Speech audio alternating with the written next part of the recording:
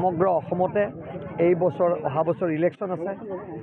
আমাক মুখ্যমন্ত্ৰী ডাঙৰীয়াই প্ৰায় 30 কোটি টকা কমলপুৰ সমষ্টিৰ কাৰণে অনুমোদন দিছে।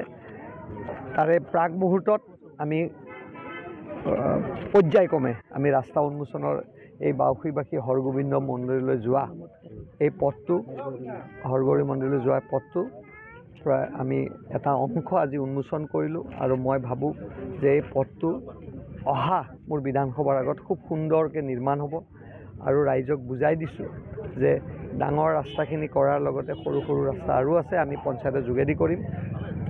এইটো হ'ল আমাৰ উন্নয়নৰ এটা ধাৰা আৰু আপোনালোকৰ সহায় সহযোগ বিচাৰিছোঁ। আগতে হাজো আছিল, এতিয়া কমলপুৰত সমষ্টিটো পৰিলে, সেইকাৰণে মই প্ৰথম আৰম্ভণিটো হাজোৰ পৰা পুৰণা হাজো নতুন কমলপুৰৰ পৰা একদম বৰ্ডাৰ। মানুহে সাধাৰণতে বৰ্ডাৰত থাকিলে কি হয় অলপ আঁচনিৰ পৰা বাদ পৰে, কিন্তু আমি আৰম্ভণি ইয়াৰ পৰা কৰিছোঁ। আপোনালোকে দেখুৱাই দিব আৰু কি কি কাম আছে আমি পৰ্যায়ক্ৰমে কৰিম। ৰাজ্যৰ ৰাজনীতিত সম্প্ৰতি কমলপুৰ সমষ্টিয়ে যথেষ্ট চৰ্চা লাভ কৰিছে আৰু চৰ্চাৰ কেন্দ্ৰবিন্দু হ'ল সত্যব্ৰত কলিতা। বাৰে বাৰে এই কথা উত্থাপন কৰিছে যে 26ত তেওঁক সমষ্টিটো লাগিব আৰু তেওঁক ইতিমধ্যে দলে কাম কৰিবলৈ নিৰ্দেশ দিছে। গতিকে এই ক্ষেত্ৰত আপুনি যিহেতু সক্ৰিয় বিধায়ক বুলি চবে মানে চৰ্চা লাভ কৰে সকলো, মই এটা কথাই আপোনালোকক কৈছোঁ ৰাইজক, এই সিদ্ধান্ত মোৰ নহয়। এইটো কাক টিকেট দিব এইটো সিদ্ধান্ত দলৰ, এইটো সিদ্ধান্ত দুই নেতৃপক্ষৰ, এইটো সিদ্ধান্ত মুখ্যমন্ত্ৰীৰ।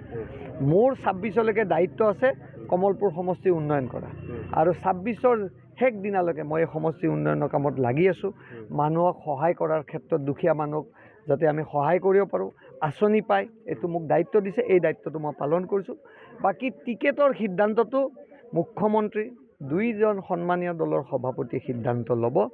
ইয়াত মোৰ ক'বলগীয়া একো নাই, কাৰণ মোৰ টিকেটৰ কথাটো মই নকওঁ। ৰাইজে আপোনাক বিচাৰিছে, কিন্তু যদি ৰাইজে বিচাৰিছে মোৰ কাৰণে এক সৌভাগ্যৰ কথা আৰু আপোনালোকে ভালকৈ জানে গোটেই কথাখিনি।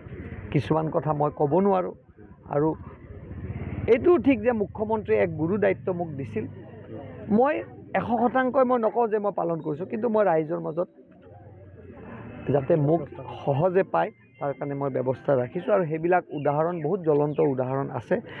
সম্পদত মানুহ নালাগে বিধায়কজন, বিপদৰ সময়ত বিধায়কজন লাগে আৰু মই বিপদৰ সময়ত সদায় এই ৰাইজৰ লগত থাকিম। দলে যেতিয়া আপোনাক এইবাৰ বহিবলৈ মই ক'লোঁ কি মই সেইটো সিদ্ধান্তত মই একো নামাতো, সেইটো দলে সিদ্ধান্ত ল'ব। মোৰ কাম 26লৈকে এখন নতুন কমলপুৰ ভালকৈ গঢ়া। কিন্তু সমষ্টিত সত্যব্ৰত কলিতাই সক্ৰিয়ভাৱে কাম কৰিবলৈ আৰম্ভ কৰিছে, আপুনি দেখিছে নেকি গোটেই বিষয়টো? বা মই এই বিষয়ে একো নকয়, মোৰ ক'বলগীয়া একো নাই। সত্যব্ৰত কলিতা আগৰ বিধায়ক, তেখেতক মই শুভেচ্ছা জনাই থৈছোঁ।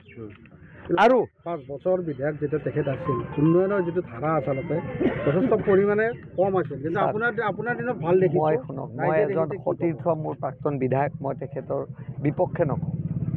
এইকাৰণে নকওঁ, তেওঁ আমাৰ NDA এলায়েন্সত আছে আৰু মই এতিয়াও তেখেতক সন্মান কৰোঁ।